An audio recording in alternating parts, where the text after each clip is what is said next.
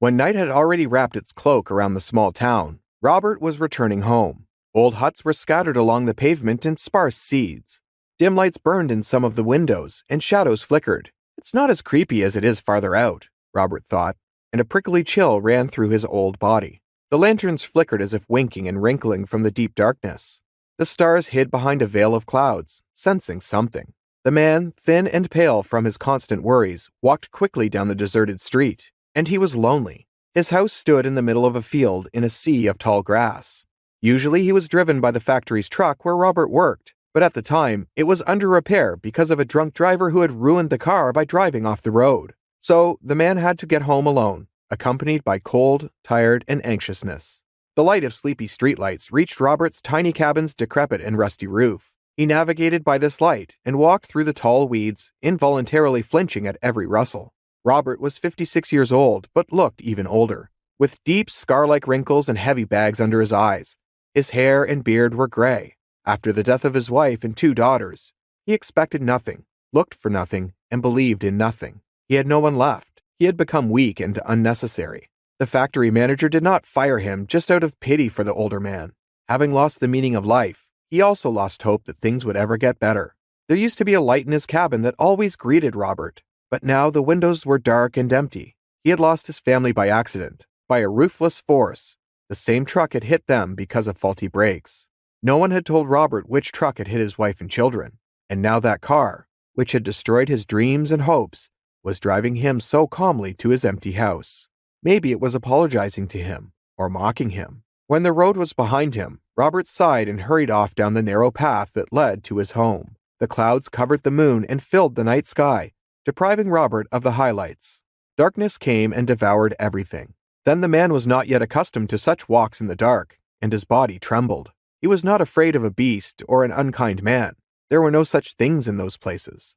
What frightened him was something unseen and invisible that hid and lived in the darkness, biding its time, and it could wait long and hard. As he approached the hut, Robert began to climb down, but suddenly he thought he saw someone waving at him in the distance. The thought of someone in the distant darkness alerted him, and he began to peer into the pitch-black night, but there was no one, only the wind rustling the grass.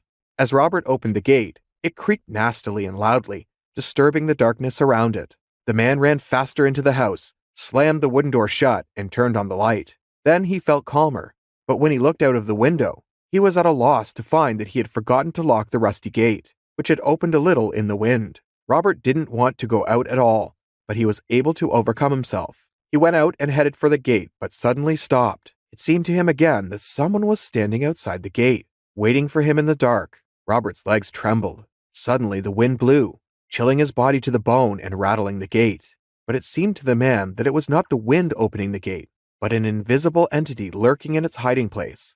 In Robert's mind appeared the image of a faceless, long, and disfigured creature. But suddenly, out of the blue, Robert pulled himself together and headed for the gate. Shining the flashlight, he saw nothing and no one. Resolutely locking the gate, he hurried home without looking back. A single dim bulb lighted the poor, cramped room. Robert sat on the mattress and stared at the floor. He did not want to sleep at all, nor was Robert in any hurry to turn out the light. Anxiety gripped the man, and he could not understand the reason for its occurrence. He kept thinking of the ugly creature that might have remained outside the gate. It was waiting for the hateful light to disappear so that it could escape, to appear before Robert. Those thoughts made the older man more and more uneasy. Glancing at his watch, he saw that it was already midnight. It should be bedtime by now, Robert thought, trying to dispel the eerie images. After turning the light, he hurriedly climbed under the tattered blanket and listened quietly, breathing. The night was quiet, and the wind had long since died down. Robert fell asleep soundly, but suddenly he heard the gate creaking. He jumped up from the mattress, turned on the light, and listened, but Robert heard nothing again. So he sat on the bed again. Fear gripped the man. His legs and hands trembled. He could not, and he was sure he did not dare to turn off the light again. The ugly images of creatures flashed through his mind again, staring at him through the darkness with empty eyes and slowly approaching. "But what do they want from me?" Robert asked. But suddenly, he came to his senses. Robert ran outside with a flashlight, then ran outside the gate, which opened because of weak hinges, went around the house and went back to get inside. The man found no one, but his heart was pounding hard. Waving everything off, Robert turned out the lights and went to bed. He fell asleep almost immediately. The next morning, Robert went to work. He took an early day off and bought some more inexpensive flashlights. He got home before dark. The evening dragged on, long and dreary. Robert wanted to go to bed early, but could not sleep. Toward midnight, he got up, left the light on, took the lanterns, and went outside. Then he went out the gate and headed farther and farther into the darkness. The lantern illuminated his way, and the man went too far from the house. But there was still light in the window of his cabin, so Robert did not lose sight of his house. After exploring all around, he went home, but suddenly, the light in the house went out. "It's already in my room, looking for me," Robert thought, watching his cabin from a distance. The night wind blew, rousing the noisy grass. Robert looked to his right. Lanterns lit the road, their faint trail barely reaching the man's cabin. He ventured out onto the street and waited there. After walking a few yards, he stopped. Robert had no idea what was happening to him. He couldn't give himself a clear answer. Why was he not at home? Why was he wandering around the field, and what was he going to prove? His mind was clouded. Robert turned toward the house, but suddenly the roadside lights went out. Every last one of them. Fear shackled him. He distinctly felt the gaze from the darkness and the mockery of someone else. He was paralyzed and could not move. Meanwhile, he felt something moving toward him out of the void, out of the deep night. He imagined an unknown, crooked, ugly creature reaching for him, wanting to drag him into the darkness, his hiding place, so that Robert would disappear forever, merging with the night, becoming part of the darkness. But Robert woke up. He turned on his flashlight and walked home. The gate was closed. Cautiously entering the room, Robert shined the flashlight. There was no sign of intrusion or someone else's presence. Reaching for the burned-out bulb, he took it out and threw it away. Then he pulled out a drawer from the wooden shelf, took out a new bulb, and screwed it in place of the old one. The bright light filled the room.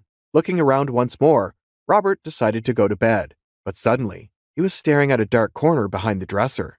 The idea that there was someone in the house reappeared in his mind. The horrible creature hid behind the dresser in the darkness to hide from the light and watch Robert while he slept. He immediately devoted a flashlight to the dark corner.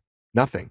Suddenly, he thought the creature might be hiding under a dresser, where it was just as dark, but there was nothing there either. Finding no uninvited guest, Robert was not reassured, but only became more anxious. After looking around all the corners several times, Robert collapsed on the mattress and closed his eyes.